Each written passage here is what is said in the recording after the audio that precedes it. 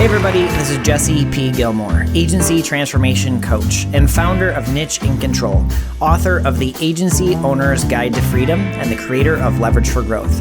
I'm the host of the Leverage for Growth podcast, and I know that in order for you to scale your agency successfully, there are multiple shifts that need to happen within your mindset, skill set, and leadership style. I am on a mission to interview marketing and PR agency owners on their journey to 6, 7, and 8 figures and leverage the lessons from their journey to save you time, energy, and money to get your agency to the next level. If you find value in these episodes, watch the case study video to learn more about Leverage for Growth and how we successfully scale agencies at nicheincontrol.com/case study. That is nicheincontrol.com/case study.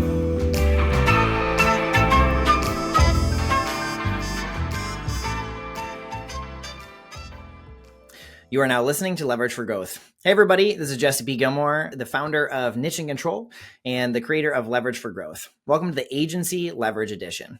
Today I'm here with Hayden Cox, the partner and chief product officer at CleverProfits, where he leads fulfillment and financial strategy for agencies.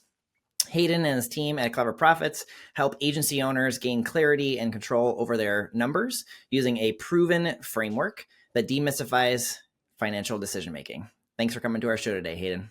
Yeah, thanks for having me, Jesse. I'm looking forward to it. Awesome. Can you tell us a little bit more about you and CleverProfits? Yeah, absolutely. So the brief overview on me, because that's less interesting than CleverProfits, is I have a background in auditing, financial statement auditing, working for a public accounting firm. Eventually got to the place where I realized I got into it because I was like, oh, you get to ask any question you want and you get access to numbers. I feel like I've always been curious about like how much things cost. And when I learned that I could see people's payroll, I was like, that's awesome. And then I realized like, oh, this isn't very much fun because you're not looking at what's happening. Like you're acting as if all of the business is around what's already happened in the financial statements. And when you would talk to the business owners or companies, they're just not even focused on that. So that's when I wanted to shift and joined CleverProfits and became one of the partners here after a couple of years. In CleverProfits, I'll try to make it simple, is we actually just try to simplify the financials and the accounting of things so that business owners can make more decisions. I think, while accountant isn't going to be the person that helps you necessarily acquire more clients, hopefully they can be the person that gives you better information so that you can make better decisions. And I think that's where CleverProfits tries to sit with our clients and really partner with them in that. Mm-hmm. And in talks that we've had back and forth, and obviously you're a part of our mastermind, and we've gotten to know each other over the last few months. You talk a lot about how businesses are really only as good as their decisions. And why do you believe that finances are so often either overlooked pieces of those decisions? Yeah, I think specifically for like me, like having been somebody who thought every number was really important, if everything's important, nothing's important. I think that's actually like a big issue for people, is like there's so much built up around accountants, and like it is a profession that you do need to get licensing in for, depending on what kind of accountant you are. And there is more rules and regulations around it. And so I think the profession does it to themselves, and they create this big barrier to entry that makes it hard for people to feel like, do I actually understand it? And so then when you're looking at 30 different lines of numbers, it's which one? What are you focusing on? What is this even a yardstick of? Is it good? Is it bad? And so then it's like, okay, I'll look at my bank account, because people know what the bank account means. And so I think that's like a big piece of it. I don't know. How does that resonate with you? Mm-hmm. Yeah, a lot of times, especially marketing agency owners, they have a lot of different metrics, whether it's from what they're managing for clients or for themselves. And sometimes the finances is probably one of the last things that they look at.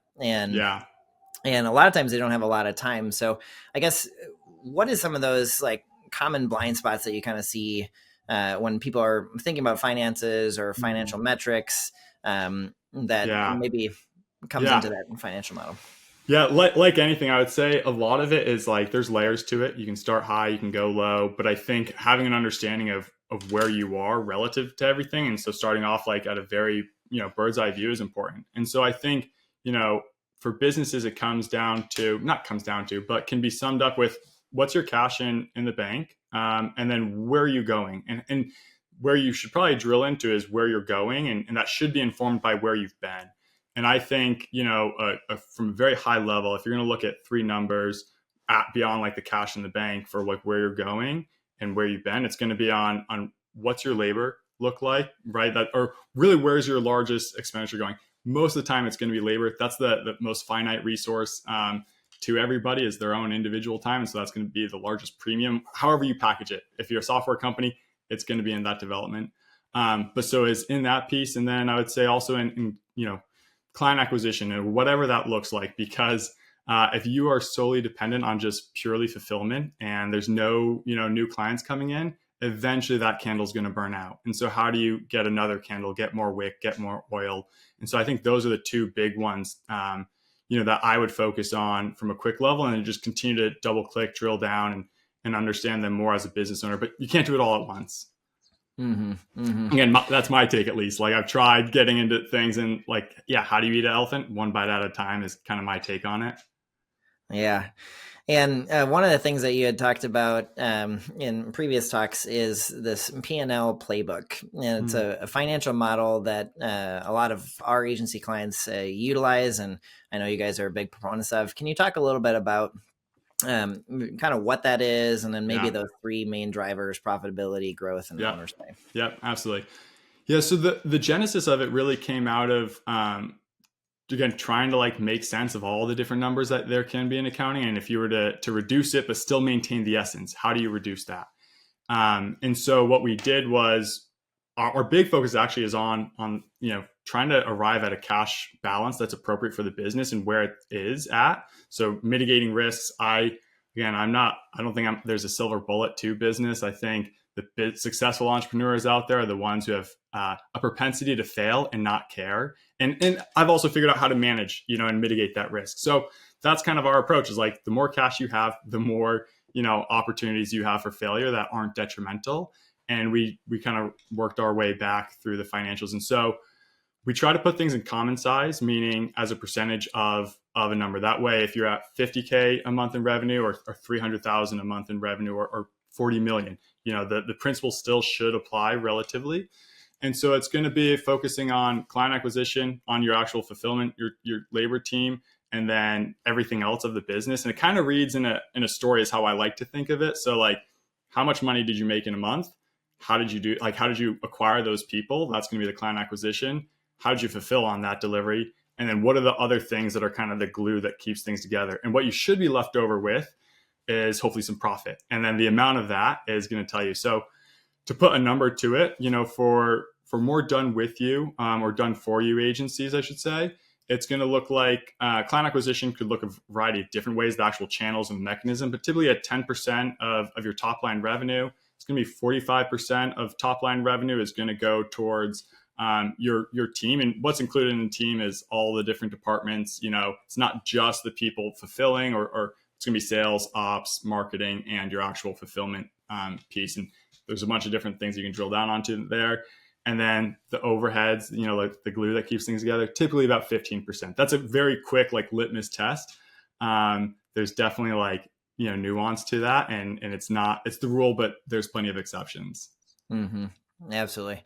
And for anybody that may not have a financial model that they're currently using, and now we got that kind of percentage, what would be a way of either starting or getting to a place where they can kind of assess where they are today? Yeah. I mean, I think a necessity is to have a historics, so if you have an accountant and hopefully you have financials produced from that, probably reworking them a little bit. Oftentimes there's payroll labor, contractor labor. And so it doesn't have to be exact, but the thing that I like about financials is they just don't lie. That's the ultimate source of truth. Working with accountants, they're typically not the vanity metric people. And so it's hard for them to be like, oh yeah, great job on this. And again, they're numbers.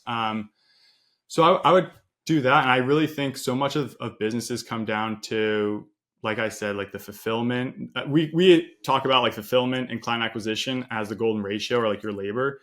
And so between those, you want to be at 55%. If you can be there, regardless of your scale of business, your size, if you're at 10,000 a month in revenue and your inputs can be about 5,500 a month, that you should, in theory, be able to grow that business sustainably. There's enough, product market fit.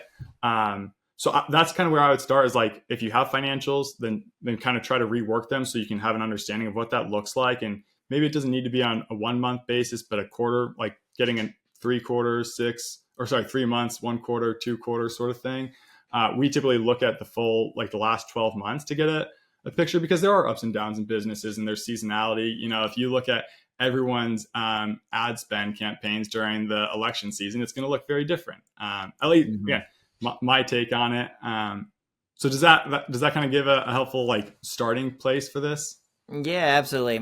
Looking back on past financials, understanding the model of the 55%, which is coined as a golden ratio, and understanding that there is ebbs and flows based around the business, especially if they're on a monthly recurring model, might be different than a project model. And so getting to understand that. That's a great call. It does make a big difference, your, kind of revenue cycle, I would say. And so having a fundamental understanding of that, like, okay, if you get all upfront for 1 year, then looking at your revenue, in December probably doesn't paint the picture, because you collected everything in January. So you need to look at it holistically. So great call out. Mm-hmm. Yeah. And you talked about kind of the ebbs and flows of business. And what have you found as being one of the benefits of having a financial model that you can kind of come back to center? What have you found as a benefit of having that, as opposed to maybe not having that?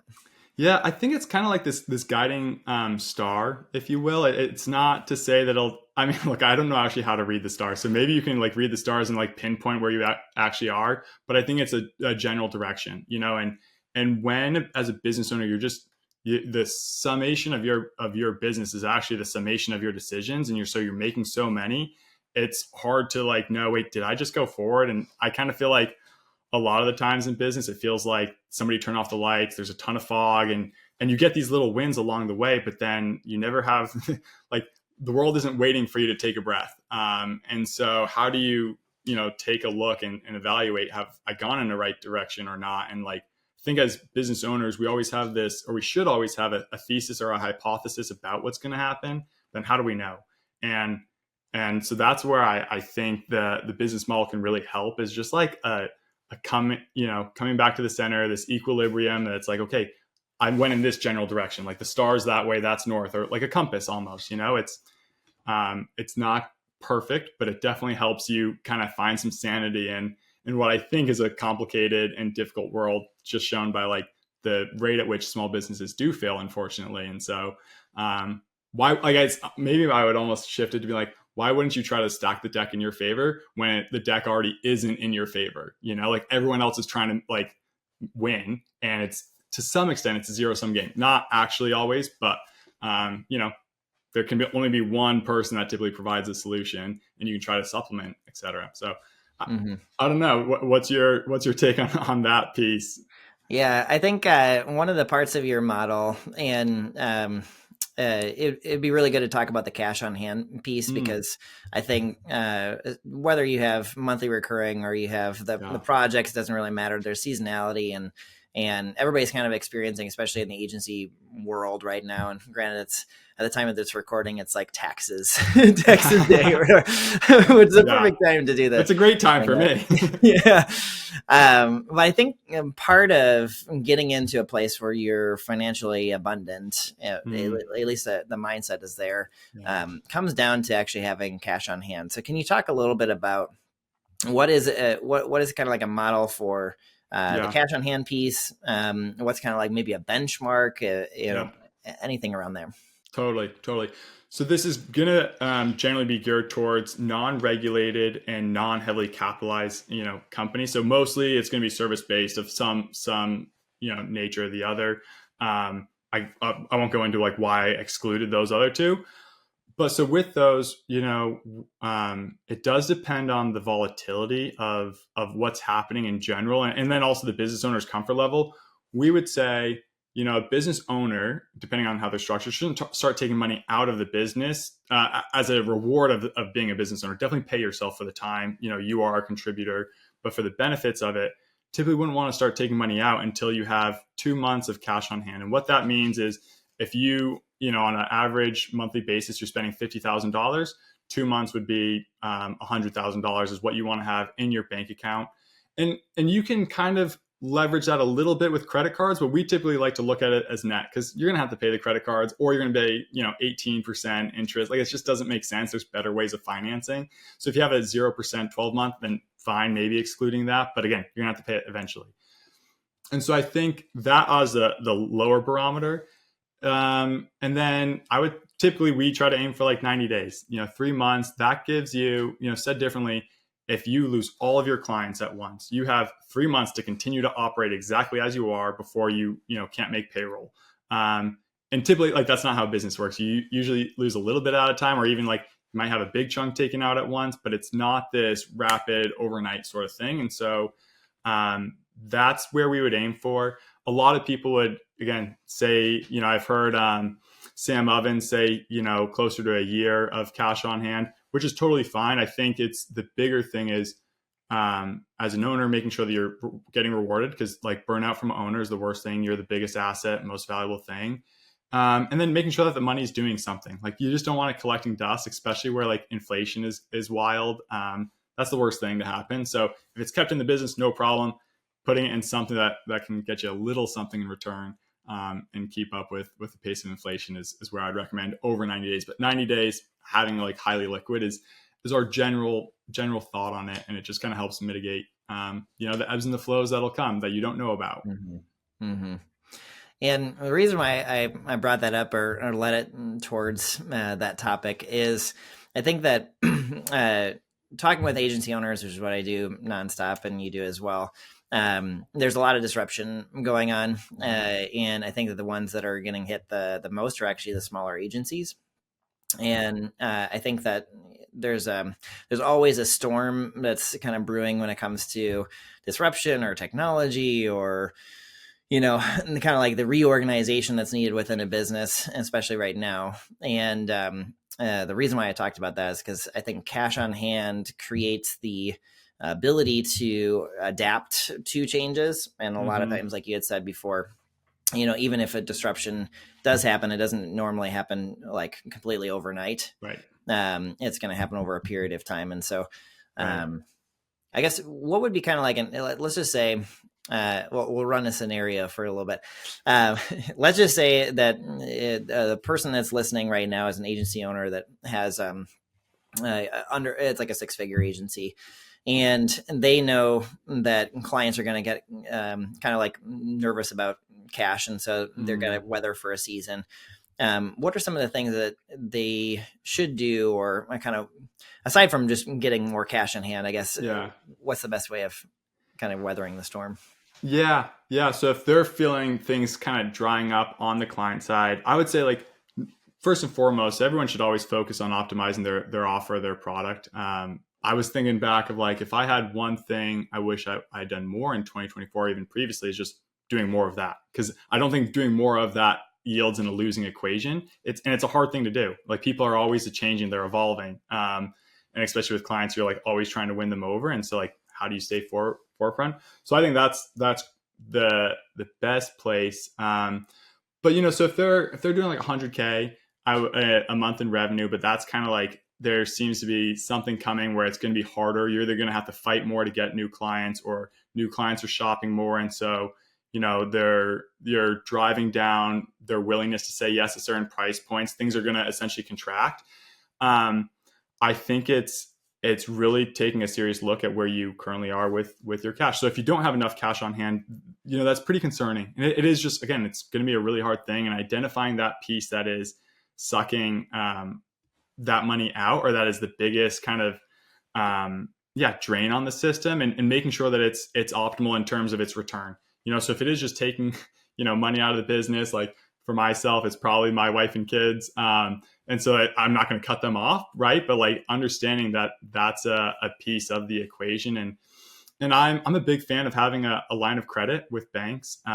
You don't have to pull on it if you don't want to, but it can be there as a safety net. And this ability to take chances. Entrepreneurs are risk takers, is my take. And so fundamentally they are risk takers, and they're going to be, engaging with that. And if you take that away from them because they're worried about like where the money is or where it's flowing, I think that's also when businesses start to decline. So that's not to say like operate within this like abundance mentality, like, oh, things will work well. No, it's that's part of the risk. But like you continue with the things that got you to that point if it's a macro market thing, because you've already proven that you can compete in the market, and it's a matter of like just staying with it. But I on the flip side, I would say if you have actually exploited a gap in the market and now that gap has been closed, and so you've gotten like fat on your laurels, it's going to be really hard. And I would, that's, I think, like Blockbuster, for example, right? Like they were everywhere, and then Netflix comes along. And there was even a time where like Netflix was around and they didn't, evolve. And to Netflix's credit, they went from DVDs to all streaming. Like, I don't know if you can get a DVD from them anymore. And that's an example of somebody who probably went with the tides well versus poor Blockbuster.